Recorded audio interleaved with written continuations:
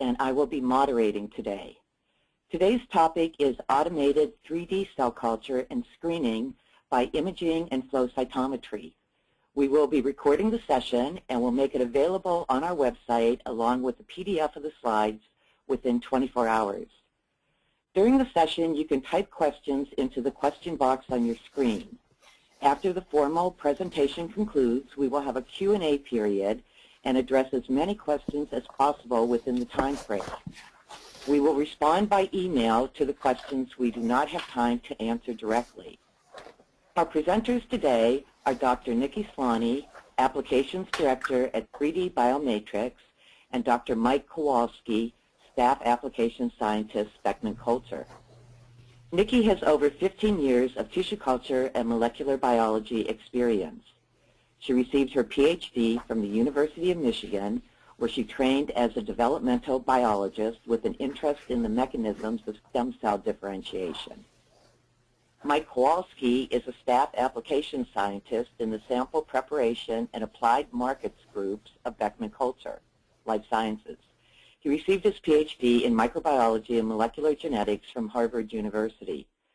Prior to joining Beckman, Mike was a postdoctoral fellow at the Novartis Institutes for Biomedical Research, where he used automation to screen for novel regulators of stem cell pluripotency and differentiation. Since joining Beckman, Mike has developed automated applications in the area of cell culture, cellular analysis, and mass spectrometry. Nikki will start the session by providing a brief overview of the hanging drop plate technology, and then we'll turn the session over to Mike. Go ahead, Nikki. Thank you, Marianne, for that very kind introduction. Today, as Marianne mentioned, I'll be covering why you might want to culture cells in 3D, and then creating and feeding 3D cell cultures in the Perfecta 3D hanging drop plate.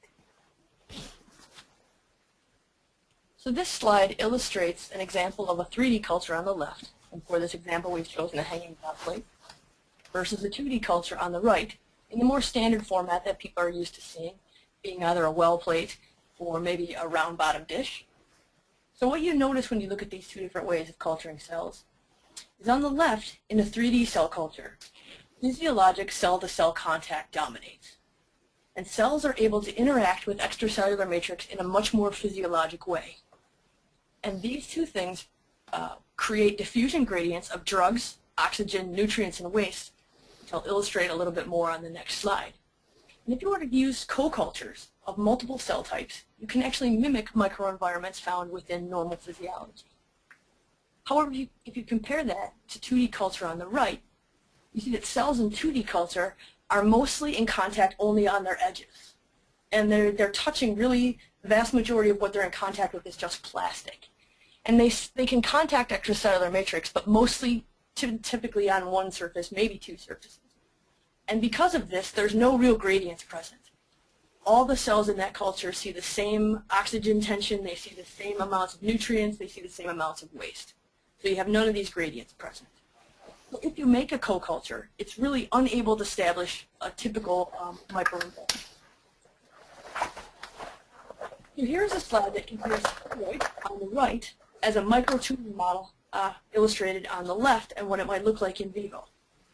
So what you see here in vivo on the left are the quiescent cells around the outside of a the proliferating cells around the outside of a microtumor, which are growing because they have exposure to oxygen, nutrients, as illustrated on the arrows on the bottom, in comparison to the cells more deeply found within this microtumor that actually become quiescent, mostly due to a lack of access to oxygen and a lack of access to nutrients. And if these microtumors become large enough, you can actually end up with necrotic cells in the center because they're unable to access oxygen and nutrients, and they're unable to get rid of CO2 and waste. And this is all a function, again, of this 3D structure and its interaction with blood vessels in vivo. So you compare this to microtumors models in vitro, a spheroid. These cultures are 100 to 800 microns in diameter. They're a very simple, well-established representation of these microtumors. They're very easy to form, and they have all these really important diffusion gradients that really are critical for the physiologic interaction of cells with drugs or just trying to understand different model systems. So this slide illustrates Perfecta 3D hanging drop plates. They're available in standard 96 well and 384 well formats. They're made of polystyrene. They're packaged individually and sterilely, and they're compatible with common manual and automated equipment. And Mike will do a really excellent job of discussing some automation of these plates a little bit. So on the bottom you see a cross-section through the hanging drop plate. It's comprised of 3 pieces: a bottom tray with a reservoir to provide humidity, the hanging drop plate where the drops actually attach, also with another reservoir to provide humidity, and then a lid to keep the entire assembly sterile.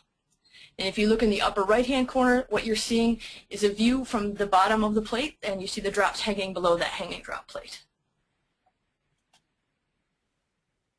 So this slide illustrates how you would first seed cells into the hanging drop plate and then feed the cells. But I would like to point out this is illustrating with manual methods. And so you see the pipettes on the angle. That is not necessary to load the plate, and with automation it's very easy to load. Again, that will be discussed a little later in this webinar. So across the top you see you dispense the cell suspension into the well about 3/4 of the way down, and the surface tension of the media forms a hanging drop, and then the cells are driven by gravity to the bottom of the hanging drop, where they aggregate, and then given enough time, between 1 to 5 days depending on your cell type, they form a spheroid. And what you see across this top line of cartoons is there's no contact with plastic during cell culture. And then on the bottom, this cartoon illustrates how easy it is to feed cells or add reagents into the hanging drop plate. Because the spheroid is at the bottom of the hanging drop, it's very easy to use a pipette tip to aspirate media from the top and then dispense fresh media into the top without disturbing cells in the hanging drop plate at all. This slide illustrates across the top that you get precise control of spheroid size with Perfecta 3D hanging drop plates. So this graph shows spheroid volume versus days in culture for a variety of different seeding types, and what you can see is that they're very tightly grouped. So you can make small spheroids by seeding small numbers of cells and larger spheroids by seeding large numbers of cells. The cartoon across the bottom illustrates that feeding cells maintains osmolality of tissue culture media. As these are hanging drops, you might be concerned that there would be evaporation, which could change things like osmolality, but simply removing some percentage of the media, which depends on your incubator and its humidity and its ability to maintain humidity, and then adding media back roughly every other day or every 2 days, again depending on your cell's physiologic needs and the humidity conditions of your incubator, was shown to maintain the osmolality of media in 3 different cell types over approximately 12 days of cell culture. So you don't have to worry about changing osmolality being toxic to your cells.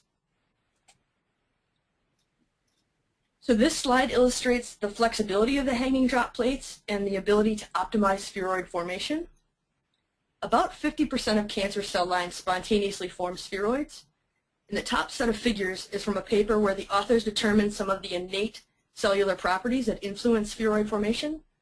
So what you see, there are 3 types of hepatocellular carcinoma cells, and they really demonstrate the different types of spheroids that are naturally formed by cells. The Hep3b form a very tight spheroid, Hep-G2 form aggregates, and the PLC cells really don't form spheroids at all.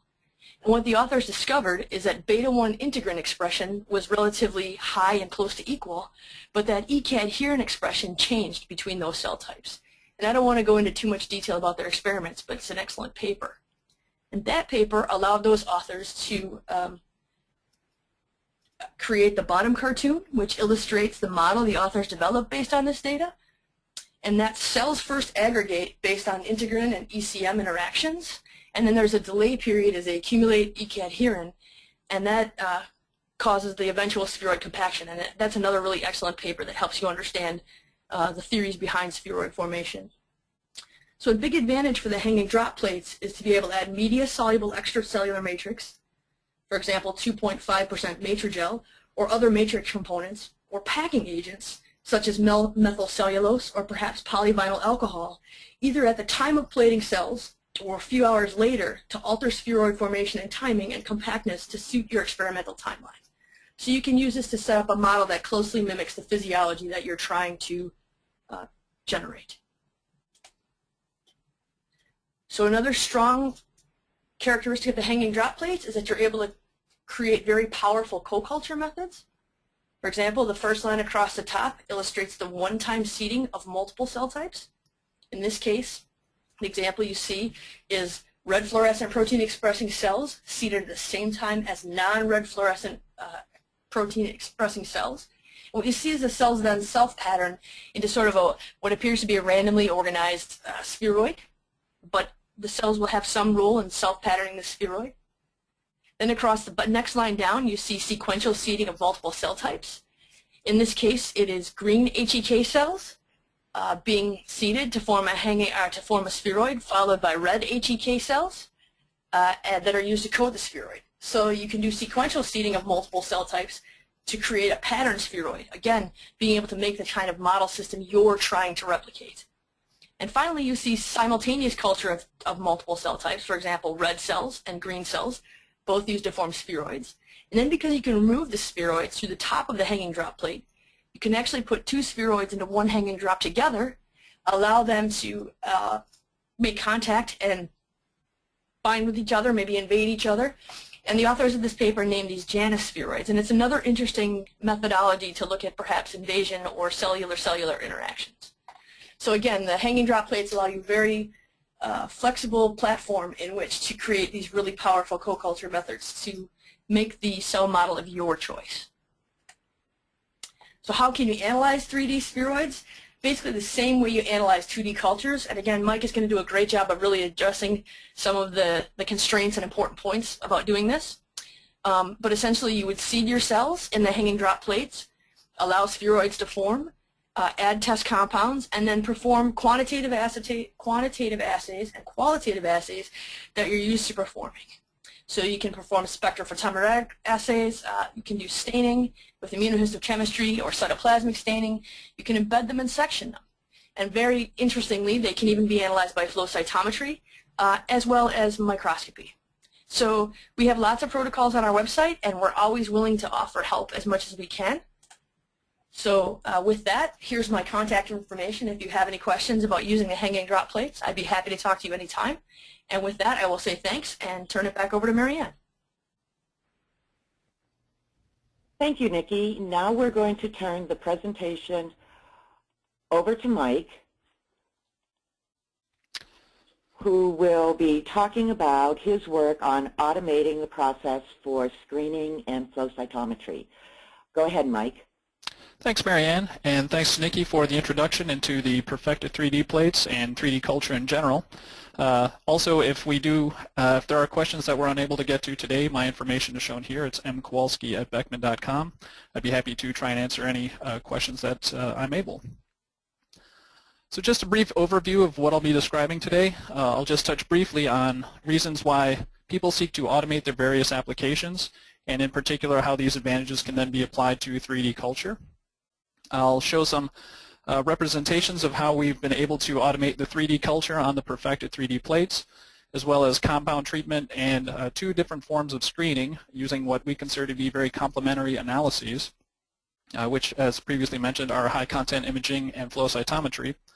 And then I'll just briefly touch on how one then scales up to automate a full screen. So reasons as to why people would seek to automate their application. One is frequently repeatability. So this can apply to both accuracy and precision, and basically automation can help improve on what we're able to do manually, particularly if you're seeing a significant user-to-user variability, so when multiple people in the lab are trying to perform the same experiments. Also, automation can help reduce the opportunity for errors. And in addition, it can free up resources. For any of us who have spent significant time at the bench, we know there are particularly slow or complex workflows that can drain a significant amount of our time. Or even simple assays, if done at a high enough throughput, can again require an awful lot of bench time. And these are applications that automation can make a real significant contribution towards. One consideration when thinking about automation is whether it's preferable to have automation that is dedicated to a fixed purpose, so essentially just doing one assay, but typically is very easy to use, versus having a platform that's more flexible and can be used for multiple applications, but might require a little more effort to get there. So how do these benefits apply to 3D cell culture or the use of perfecta plates? Well, when it comes to repeatability, the automation is able to give very fine control, both whether you're discussing pipette location or the speed at which liquids are pipette. And this can be done consistently time and time again. So again, really able to repeatably deliver the cells and culture them on these perfected 3D plates. With regards to freeing up resources, obviously these are not just your straightforward 2D culture where you can just throw media into a well. So that it does require a bit more manual effort, and certainly easier to do it, say, 96 channels at a time than a single channel at a time. And also, because you're forming these 3D spheroids, these are multi-day cultures. So again, these are plates you're going to be coming back to day in and day out for, again, up to anywhere from 5 to 12 days perhaps. So again, significant effort is required. And another consideration when it comes to automating any cell culture, including 3D, is how to maintain sterility of your cultures. And for this, we provide sterile tips, as well as the option to enclose the automation within a HEPA-filtered enclosure, which basically acts like a laminar flow hood. So a brief introduction into the automation I'll be talking about. At Beckman Coulter, we make the Biomek Workstations, and they come in 3 different versions. There's the Biomek 4000, which can alternate between single and 8-channel fixed pipetters. There's also the Biomek NXB, which has a single head that can either be a span 8-channel, where your 8 channels can spread out from one another, allowing you to access multiple tubes at once. Or it can have a multi-channel, either a 96 or a 384 well head. But however, the work I'll be showing today was actually performed on the Biomek FXP, shown to the right. And this actually has 2 heads. In our case, it has one span 8 and one 96-channel multi-channel head on the left. All 3 platforms share the same intuitive software. Basically, an automation method is created by just dragging and dropping steps, whether it's an aspirate or dispense step or a moving labware step. And then each of those steps can be configured either just at a very general level, where you would show a source and a destination for a transfer and what volume needs to be transferred, or you can have finer control when needed, such as where within the well you want the pipette tip to be located, underneath the liquid or at the very top of the well, for example. And also, data is tracked throughout an automated method. So for example, if a bar-coded plate has a variety of known samples in them, and those samples are transferred to another plate, all the data associated with those samples are now found in the new plate. So again, nothing should be lost during an automated method.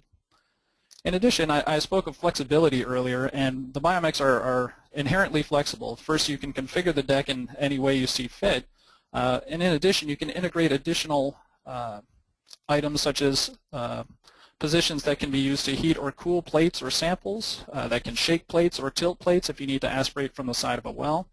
And you can also integrate additional instruments such as various analyzers, whether those are plate readers, flow cytometers, high content imagers, or you can integrate incubators for these long-term assays that I'll be describing today, barcode readers, plate washers, etc. So again, very flexible instruments so that it can really accommodate a large variety of workflows. This is an image of the cell culture system we've set up in the lab. Again, as I mentioned before, the Biomek FXP is shown in the center of the HEPA-filtered enclosure. And basically, again, this can just pull filtered air onto the surface of the instrument so that reservoirs that are open or when plates are delidded, they're maintained in a sterile environment. In addition, for a full-blown screen, you'll need additional storage shown on the left, which can be used to hold plates or additional tip boxes that are then brought onto the instrument using the shuttle and the barcode reader shown adjacent. On the right-hand side is a CO2 incubator that we were using to culture the cells. Again, plates are brought back and forth from that item as well using a shuttle. And in the front is the ViCell XR cell viability analyzer that uses trypan blue staining to basically quantify the percentage of cells in a solution that are viable. So what we wanted to use this system for was basically to execute a compound screen where we wanted to automate the plating, the culture, and the eventual compound dilution and treatment of the hanging drop spheroids that we made from HCT116 colon cancer cells. And in addition, at the final day 4 or day 5, we would then process these spheroids for analysis of apoptosis. And so again, shown below is the workflow where we would plate cells on day 0, treat them with diluted compounds on day 3, and then do the sample prep and analysis on day 4 or day 5. And all the data I'll be showing today is from day 4. So we'll go into each of these days in a bit more detail and show how we were able to automate these processes. So when it comes to cell plating, day 0, we found with our just kind of manual optimization that adding 4,000 of the HCT116 cells and 40 microliter droplets on the perfecta plates would eventually give us a nice spheroid. But what we did find is that by using 0.25% polyvinyl alcohol, which Nikki alluded to earlier, that we were basically able to accelerate the aggregation phase of the spheroid formation, and that's shown on the images on the right, where after 24 hours of culture, the upper image shows, again, significant gaps between the cells that are still kind of drifting apart, but in the presence of PVA, the cells have clustered into a single cluster at the bottom of the droplet, and that basically resulted in us getting very robust spheroid formation by day 3. So to automate this process, we set out certain goals. We obviously wanted to get consistent cell distribution across the plate so that all our spheres would be equivalent so we could test them equally. We wanted to make sure that we did not lose any drops in the pipetting of the cells, and we wanted to avoid contamination. And obviously that's the case for all 4 of the steps, but I'll just mention it now that we did culture the cells in the absence of antibiotics and never detected any contamination, indicating that the sterile environment and the sterile tips were sufficient to prevent contamination. So here I'll actually show a brief video that describes and illustrates the automation. It begins with just delidding the perfected 3D plate. And shown here is the 96 multi-channel head just taking a single column of tips using what's called our enhanced selective tip pipetting. And this allows us to access a smaller reservoir of cell suspension, and we basically mixed the cells to make sure we had an even distribution, and then pipetted them into the perfected 3D plate, again using our very thin P50 tips. You'll notice this extra push down. That basically helps the droplets hang underneath the plate as Nikki described earlier. And that'll be illustrated again here in slightly more detail. So again, dispense the liquid at the level of the rings and then basically gently push them through. And that was sufficient to give us nice consistent plating. The plate is then relidded. And one of the nice things here is we were actually able to control the speed at which plates are moved in a plate-specific manner. So the system knows anytime it picks up the perfecta plate, it should move very slowly so as to not disrupt the hanging drops. The plate is then sent on the shuttle to the incubator, passing through a barcode reader, and then incubated for 3 days.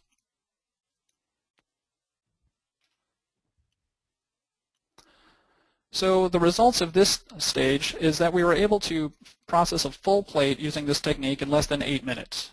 We did find that we were able to achieve consistent hanging drops, and that was due in large part to the plate definition and pipetting techniques that were provided on the 3D Biomatrix website. As Nikki alluded to, there's a vast amount of resources for working with these plates, including how to use them proficiently with the Biomek FXP. I also mentioned how we slowed down the plate movements to ensure that the drops weren't lost due to a jarring motion.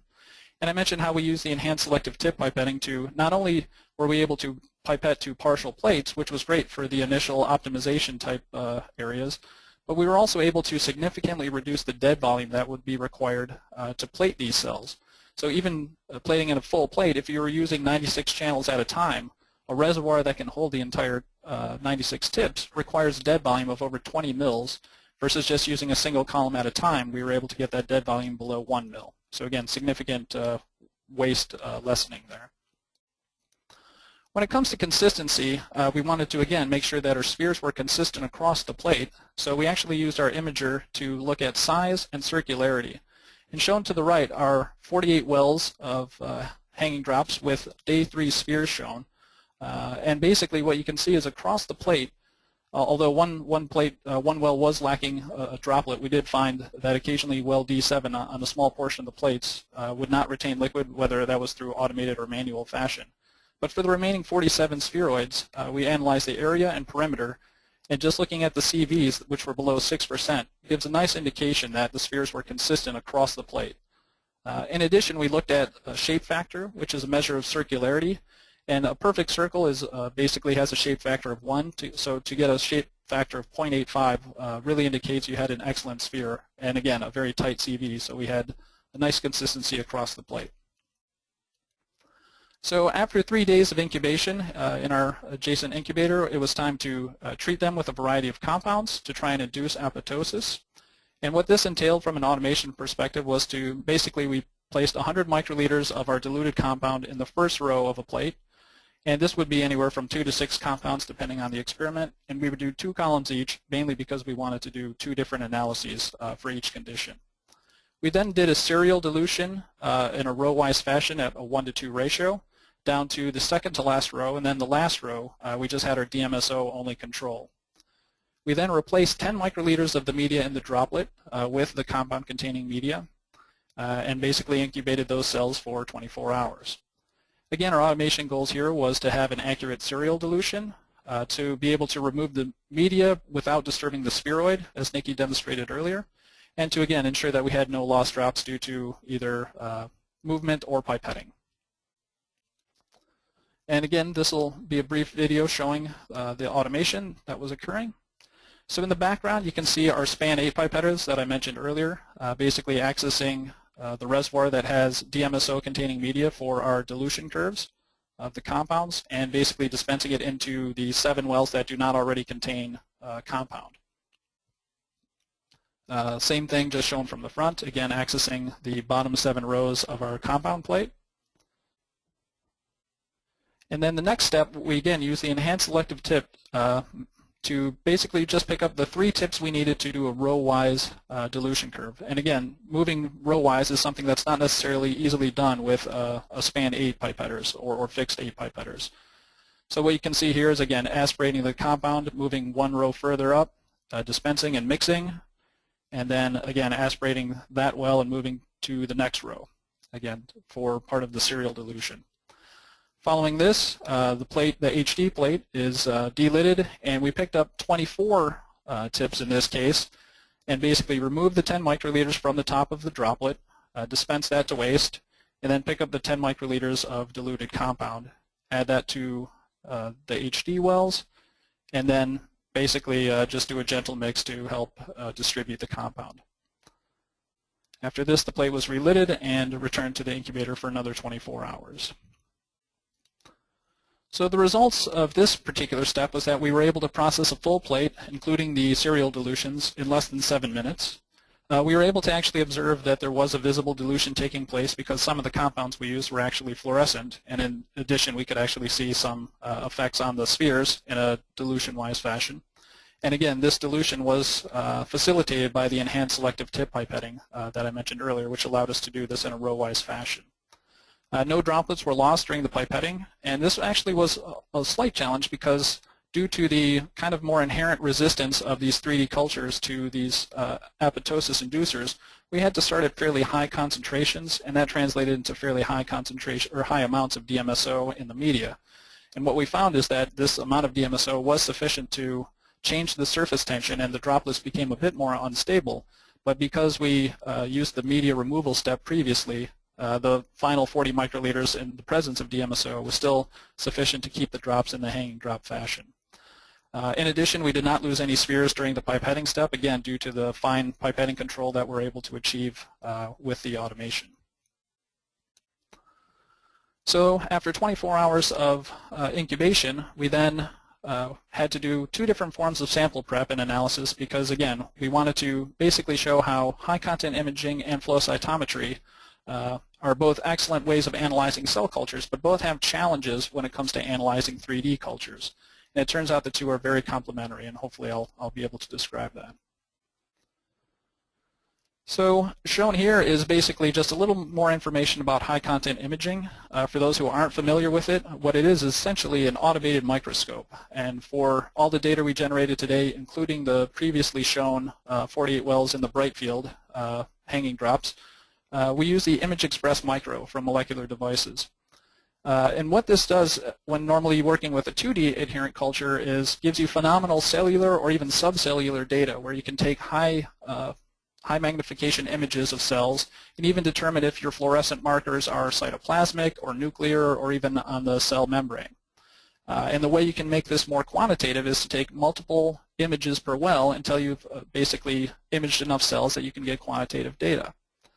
However, in a 3D culture, the challenge is that there's not a single plane of focus. Obviously, this is a 3D structure, and in addition, it's hanging in a droplet. So to try and get this sort of level of detail and basically get cellular data is very challenging.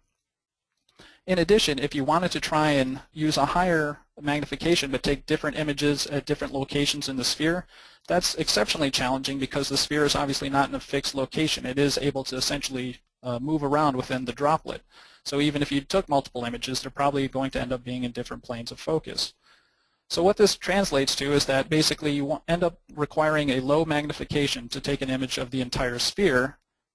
However, one of the nice features of the Image Express is the newest XL system has a wider field of view, which enabled us to take these images of the spheres at 10x magnification.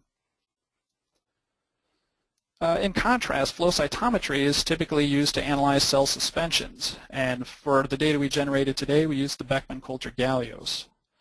So because this is best suited for suspension cultures, or essentially requires suspension cultures, people typically use it for either blood samples or other 2D cultures that you can then get into a suspension by trypsinizing the cells to basically get them into suspension. And the nice thing about this is that you can get cellular data as the cells pass in sort of a single file through a laser, and you can get cell size and cell fluorescence, depending on whatever markers you've stained for, even upwards of multiplexing 10 different fluorescence colors. So you can get thousands of data points per sample just looking at one cell at a time in a very short time. The data basically looks like the images shown down below, where if you're looking at a single parameter, people frequently show it in a histogram format as sort of a positive-negative population. Or if you're looking at multiple parameters, you might see it in a dot plot fashion, where you're plotting two different characteristics, such as green and red staining. Everything we'll be looking at today will look like the histograms. We'll really just focus on staining in one color at a time. So again, this is great for cell suspensions, but for 3D culture, obviously this presents a challenge because you need to dissociate the spheres into a single cell suspension. And what this usually entails is adding some sort of enzyme such as trypsin or collagenase to essentially chew up the extracellular matrix, and then repeatedly use mechanical disruption to try and break up the sphere into these suspensions. Another drawback is obviously that this becomes an endpoint assay. Obviously your sphere is no longer a sphere, and in addition the cells that you run on the flow cytometer are actually sent to waste unless you happen to have a cell sorter. So one of the advantages to imaging might be that you could look at multiple time, or essentially use a time course and watch your sphere over time, where flow cytometry again is an endpoint assay. So I mentioned that we feel these two analyses are complementary, and I'll just give you one example where this might be the case. So shown on the left is basically one of our images that we had of a sphere that was stained for cell nuclei using a Hoechst 33342 dye. So that's the blue color. And then the sphere was also stained with annexin 5 as a marker of apoptosis. And what you can see is it appears that only a small portion of the cells are staining positive for annexin 5, and all of them seem to be located on the outside of the sphere. Now this could actually have two interpretations. This could mean that only the exterior cells are undergoing apoptosis because those are the ones that are dividing, perhaps. Or it could mean that the sphere is, again, resistant to this staining annexin 5 compound, and that basically it's unable to penetrate the sphere because of the diffusion gradient that Nikki mentioned earlier. So to try and clarify these two possibilities, you can actually use flow cytometry, where first you dissociate the sphere, and then you do your annexin stain. And if you saw the histogram on the top, where only a small number of cells stain green for annexin, that would indicate the first theory, where only those small portion of cells on the exterior are undergoing apoptosis and staining positive for annexin 5. If instead you see the histogram on the bottom, where a large portion of cells are stained green, this would indicate that the sphere is actually refractive to the annexin reagent. And so again, that can really help clarify that data.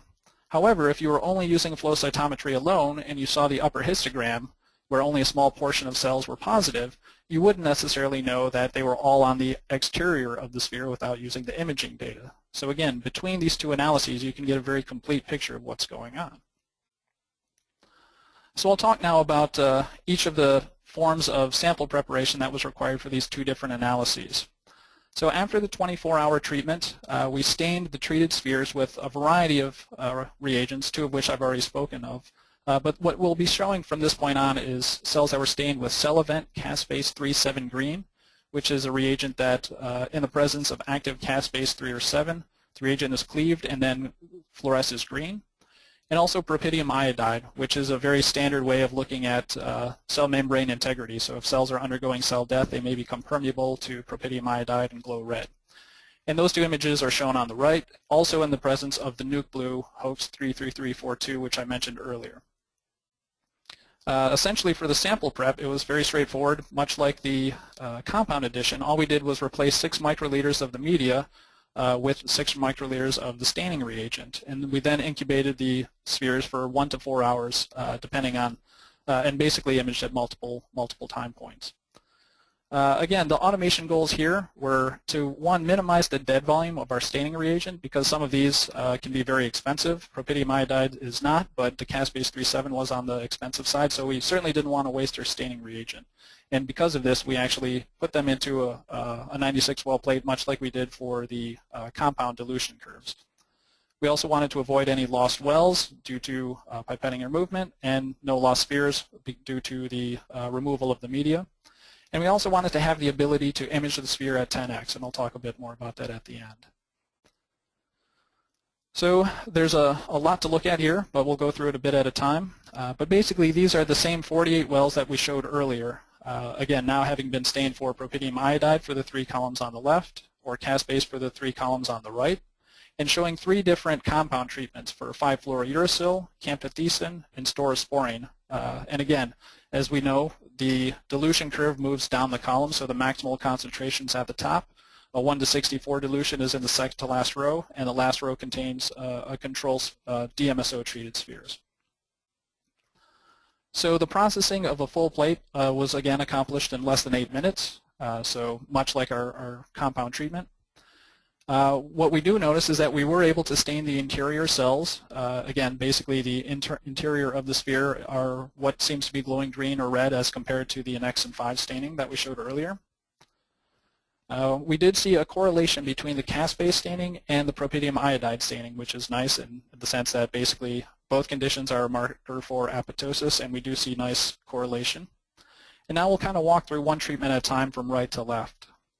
So in the staurosporine column, what we can see is a typical dose response, where the highest treatment concentration at the top gives you the brightest staining, and that amount of staining decreases as you move down the column as the compound was diluted. So pretty straightforward there. In contrast, camptothecin shows a very abnormal dose response curve, where our maximal effect was seen at the 1 to 4 to 1 to 8 dilutions, and that as you go up into the maximal or the 1 to 2 dilution, you actually see a decrease in the amount of fluorescence. And we saw this consistently, so this did seem to be a real phenomenon. Finally, 5-fluorouracil basically showed minimal, if any, effect, and certainly no dose response. So all we saw was kind of a low level of green or red staining, perhaps slightly higher than the control samples, but really nothing significant and nothing showing any sort of dose response. So we'll come back to that data a bit later, but I did want to touch on some additional lessons learned from the imaging process. One is that having water in the plate reservoirs was key.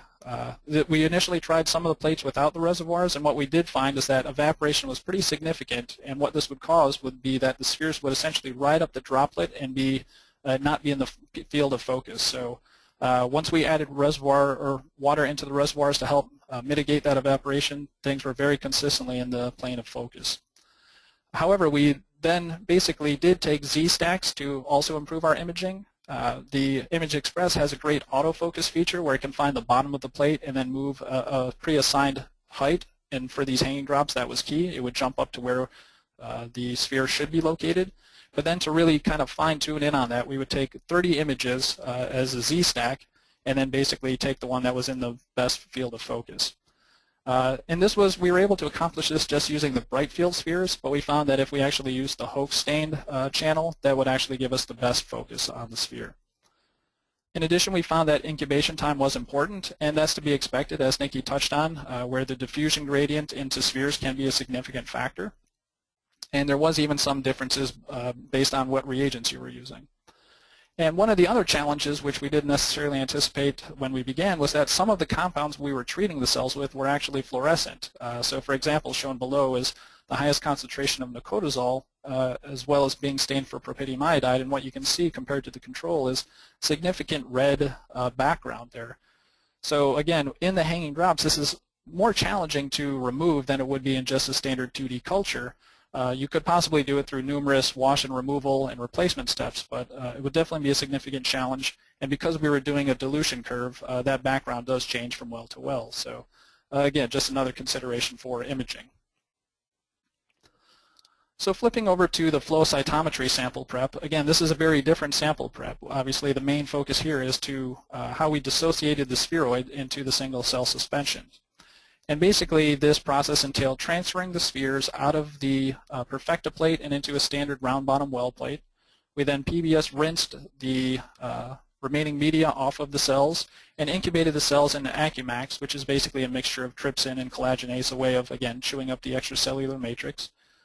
For 30 minutes, and then every 10 minutes of this period we would do a repeated pipetting step with our multi-channel head to dissociate the sphere further. Once the cells were dissociated, we added the staining reagents and incubated for 1 hour. Again, for our automation goals, we wanted to make sure that all spheres were transferred from the plate, none were left behind. We obviously wanted to make sure that we had complete sphere dissociation, as illustrated on the image on the lower right. Because without this, obviously, you can clog your cytometer or get uneven staining. And finally, because a number of flow cytometers actually require samples to be in tubes, including the gallios, we then had a final step where the samples were transferred into flow cytometry tubes from the plate. And again, we've got a video here to illustrate the automation. Shown here again is just the perfecta plate being delidded. And then we use the enhanced selective tips to take the first 2 columns worth of wells and basically mix them up and down to try and get the sphere into the pipette tips, and we dispense it into a plate with PBS that had been added by the span 8. And here you'll notice hopefully be able to see the pod move to the left. And again, that's kind of an illustration that shows the fine-tuned pipetting. We wanted to aspirate from the side of the well so that we didn't re-aspirate the spheroid as it sank to the bottom. We then used PBS to rinse out the wells, essentially. This would mainly only get the last 1 or 2 spheres that hadn't been taken up out of the entire plate, dispense it back, and then basically we would remove the PBS rinse and the residual media, again using enhanced selective tip pipetting. Again, also aspirating from the side of the well very slowly so as to not aspirate up the spheroid, dispense to waste, and then add the Accumax solution. The plate would then start shaking and shake for 30 minutes. We'll only show it for a few seconds here for demonstrations. And then every 10 minutes we would do 40 pipetting steps up and down, basically just trying to dissociate the sphere, which again is much easier to do in an automated 96 wells at a time fashion. This again shows the span 8 pipetters aspirating up the staining reagent from the reservoir, and now this actually shows you the span capabilities where we were able to dispense it to 4 tubes at a time, which you would not be able to do without the span capability. The span 8 then loaded fresh tips and aspirated up the dissociated cells from the plate, and again dispensed them into the tubes 4 at a time. Once all this was accomplished, those tubes were then incubated for 1 hour and analyzed on the Gallios flow cytometer. So shown here is basically the flow cytometry results. Again, we tried to put them in a very similar fashion to how we were showing the imaging results. So all of these wells correspond to the same wells you saw in the stained spheroid, with again propylium iodide on the left, caspase on the right, the three different treatments, and the concentration curve moving down the column. Again, here in this particular case, we've stained the positive portions or colored the positive portion of cells either red or green for illustrative purposes. So this full plate was processed in 48 minutes, again, mostly due to the incubation of 30-minute time. Again, we see a correlation between the PI staining and the caspase staining, indicating consistency across the 2 different processes. Starting again with the staurosporine, we see again a typical dose response where the highest concentration leads to the highest percentage of cells that are undergoing apoptosis.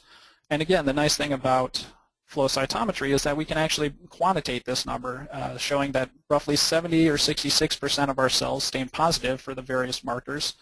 And then as you move down the column, you'll see that red or green peak growing smaller and the gray peak growing larger, indicating the dose response.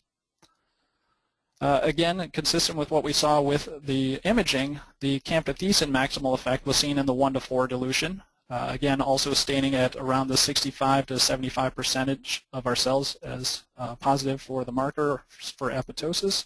And again, what you can see up above is that the gray peak actually gets larger as you move up those concentrations. So it's not just that we're losing cells or that they've turned to debris. It actually appears that there's a larger portion of cells that are unaffected or at least not staying positive for these treatments. So again, very abnormal dose response curve. However, one of the most interesting effects is that we do see significant staining with our 5-fluorouracil treatment in this case.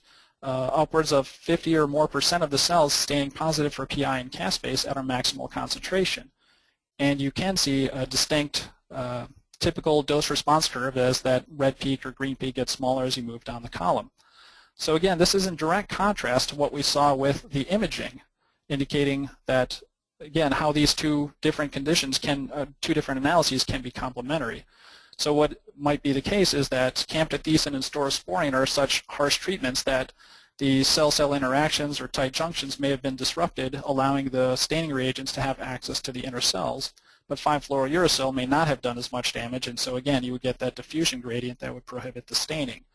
So again, just another instance of how having the two different analyses can be complementary.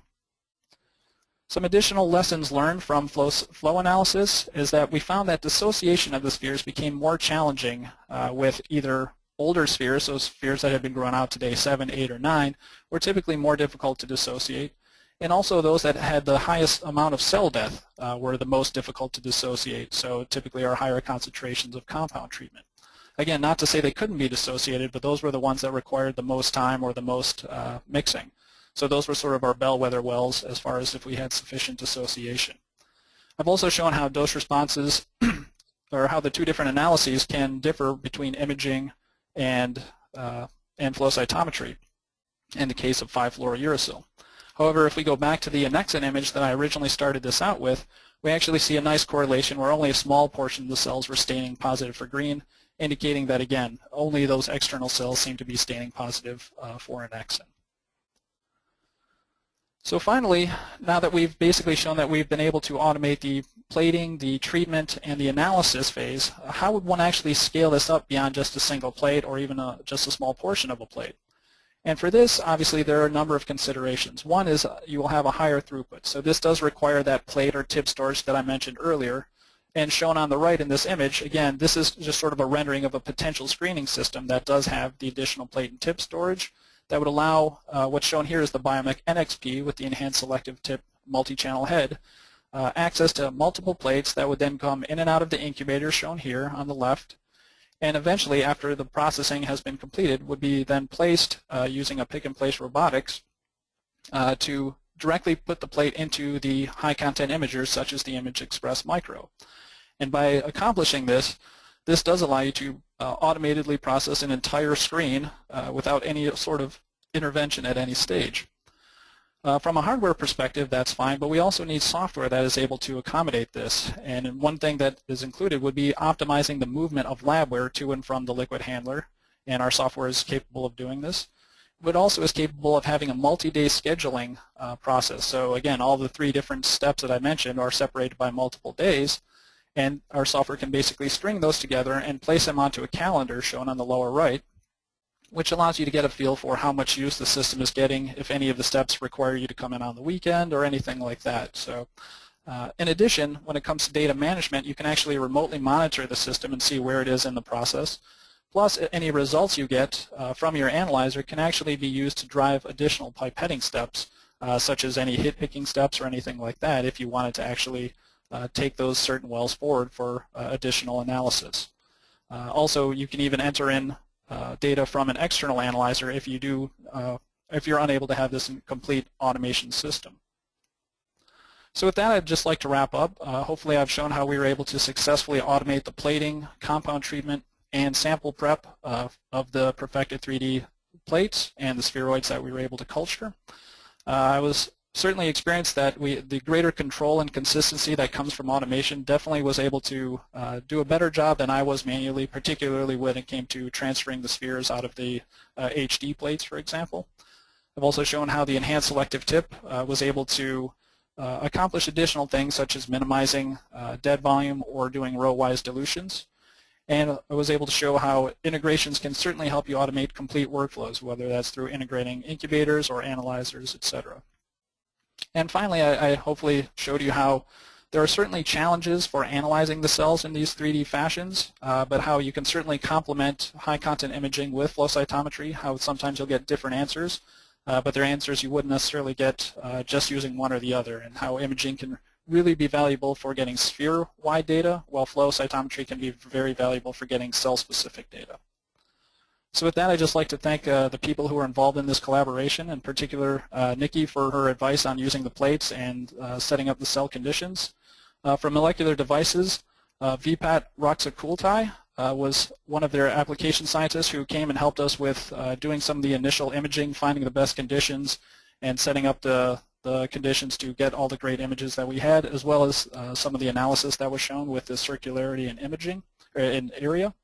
And finally, from the folks at Beckman Coulter, our integrated solutions group, who are basically assist with all the integrations on the Biomek, and our flow cytometry team, who's helpful, and also Chris Carpenter, who basically shot the videos that I showed today.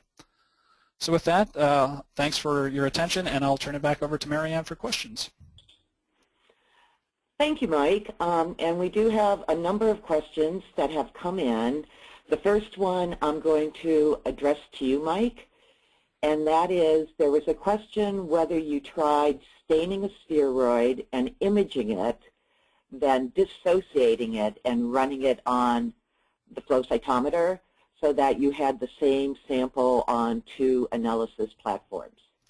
We did do that. Yeah, I didn't show that data, and that's a great question. And what we did find is that you would see what you would expect to see, essentially. So if you saw low staining on the imaging, you would get low staining on the flow cytometer. But essentially, that's still sort of asking the same question two different ways, as opposed to dissociating first and then staining, which if you did have the spheroid preventing the stain from attaching to the interior cells, you would not necessarily detect that difference. So flow cyt doing exactly what was suggested did confirm that what you were seeing by imaging you could quantify slightly better with the flow cytometer, but you wouldn't necessarily see the differences that were due to prohibitory staining in the spheroids.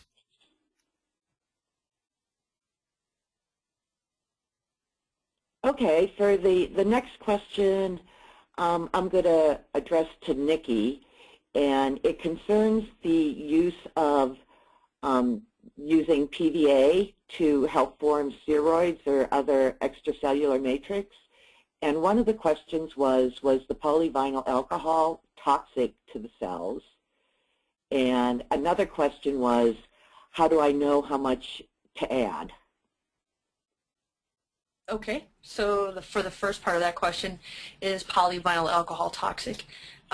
No, if you check the literature, it's been used quite extensively in both cell biology and developmental biology for quite a long time to make hydrogels, essentially. So it's not really known to be toxic. And then for the question about knowing how much to add, this needs to be determined experimentally, depending on your cell type. And there's many ways to induce spheroid formation. You can use the packing agent like polyvinyl alcohol, or you can use extracellular matrix, matrigel, various components, collagen. And again, by utilizing these methods, you can make a very model-specific type of environment for the cells. We do have a protocol on our website that suggests some starting concentrations, but I really advise everyone to just set up some initial experiments and play with concentrations so they can derive the model that they're seeking to derive. Yeah, just also I'll add to that. The reason we initially chose polyvinyl alcohol was we had done some earlier work using human iPS cells where without the PVA we couldn't get any sort of embryoid body, but in the presence of PVA we could.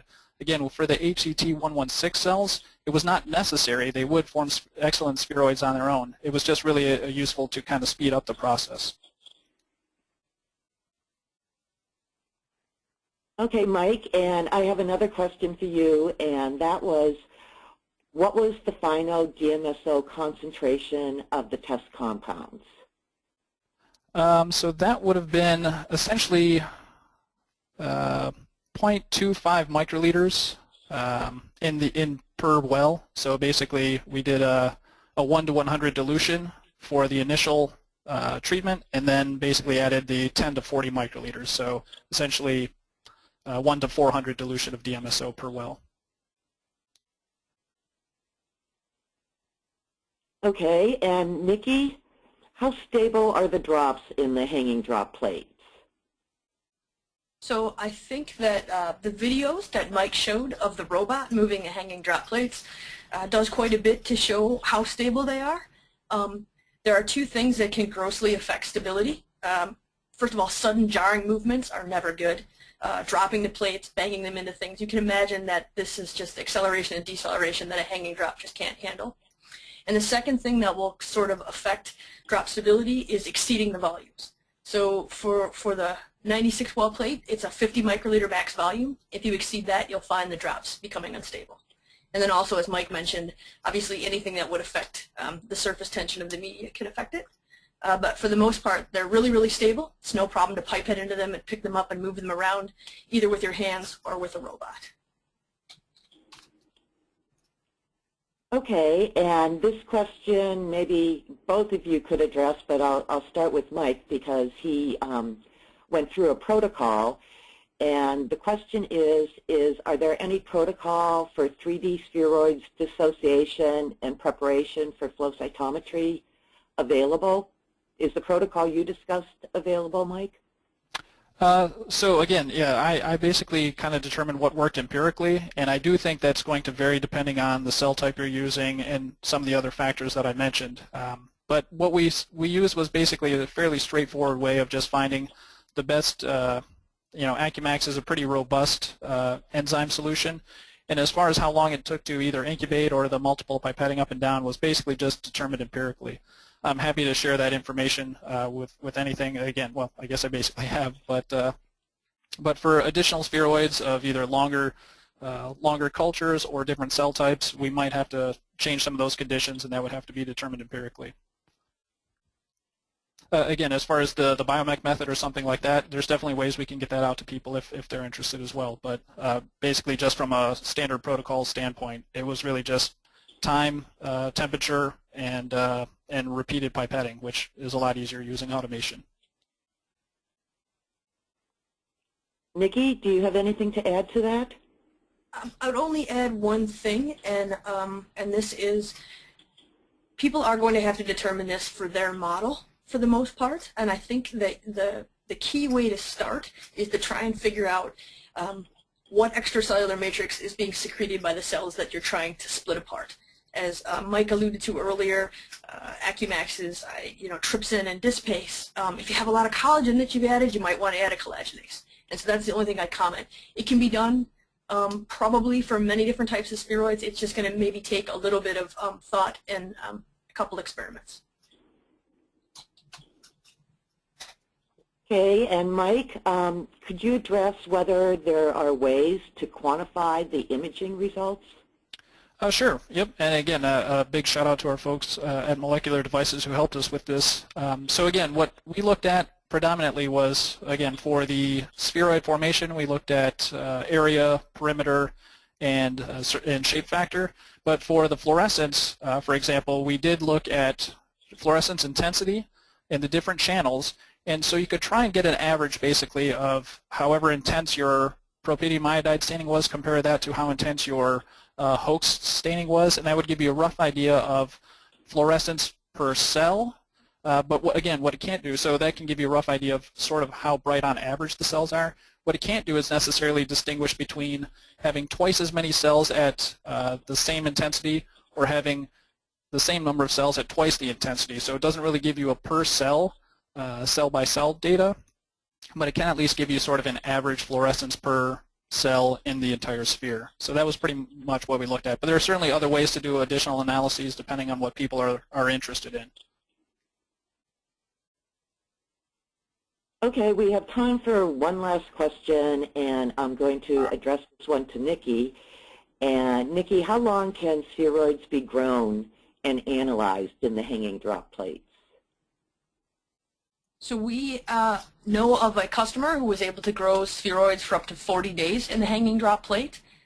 This is going to vary depending on how many cells you plate and the metabolic needs. Obviously, if you put a whole lot of cells into a small amount of media, you're going to have to change media more frequently, and it's going to have to be something you'll have to address with your model. And then I think that's the analysis part would go along with how long you can keep the spheroids alive and happy in the hanging drop plates. So as long as the cells are happy, you can analyze them. Thank you, Nikki, and thank you, Mike. Well, this concludes today's webinar. If you do have additional questions, as I said earlier, the recorded session and the PDF of the presentation will be available on our website within 24 hours, and it will have both Nikki and Mike's contact information. Our next webinar, can you page to the next slide, Mike? Our next webinar, which is identification of novel stromal targets that support microtumor formation, will take place on February 18th. Our guest speaker will be Dr. Shane Horman of the Genomics Institute of the Novartis Research Foundation. And if you would like to, you can sign up for the webinar on our website, and if you would like to